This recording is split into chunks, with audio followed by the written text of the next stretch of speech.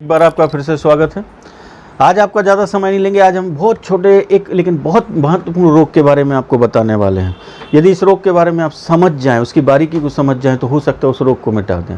आप अपने आसपास कई बार लोगों को देखते हैं कि कई लोग चलते चलते भौहें जिनकी टेढ़ी हो जाती है और मुँह से लार गिरने लगती है और वो गिर जाते हैं।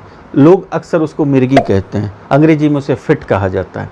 ये फिट और मिर्गी जिसकी दवाइयाँ करते करते लोग परेशान भी हो जाते हैं। कई बार आप देखते हैं कि एलोपैथी में इसमें 5-5 साल दवाइयाँ देनी पड़ती हैं। उसके बाद कभी भी पढ़ते पढ़ते चलते चलते रास्ते में कहीं भी यह उसके साथ घटित हो जाता है और वह मूर्छित होकर गिर जाता है। तो आखिर यह है क्या? मिर्गी कहते किसे हैं?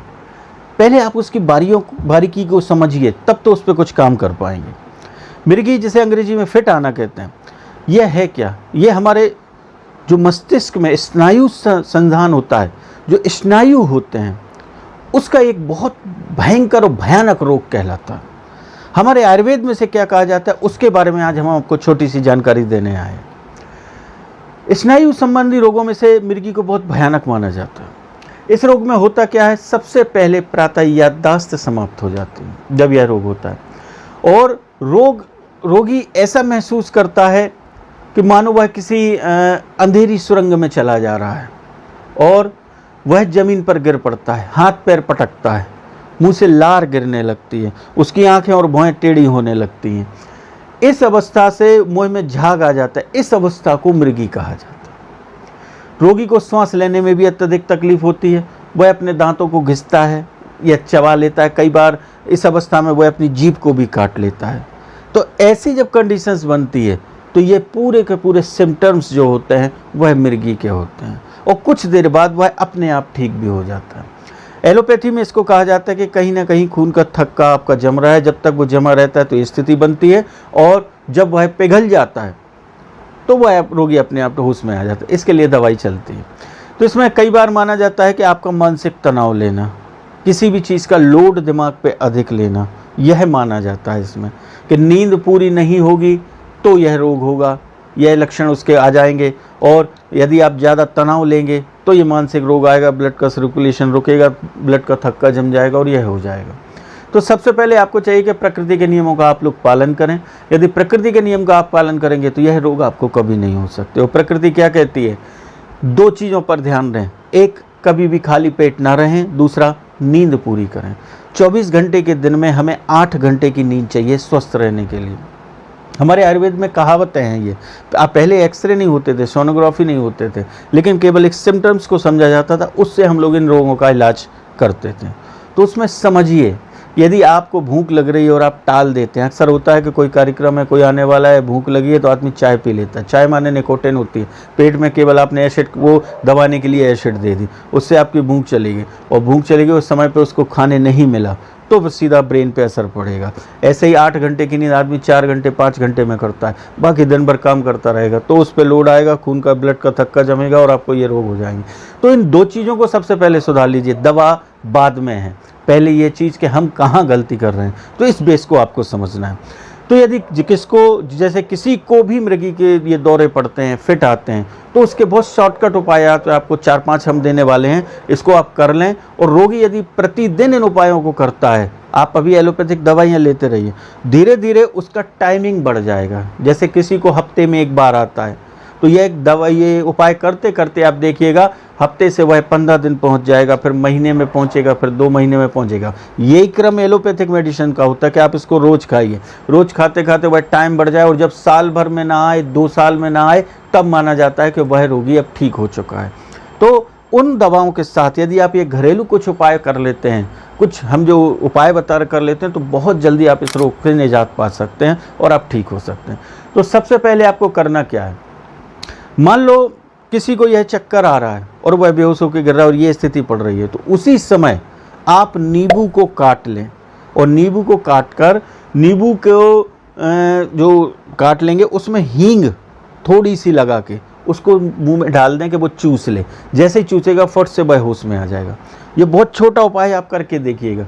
चुटकी भर हींग लेना है आपको और नींबू में मिला के उसको चूसने दे देना है। जैसे ही वो पहुँचेगी फट से उसके ब्रेन के तंतु खुल जाएंगे, ब्लड का सर्कुलेशन खुल जाएगा और वह होश में आ जाएगा। यह आप इमरजेंसी में कर सकते हैं।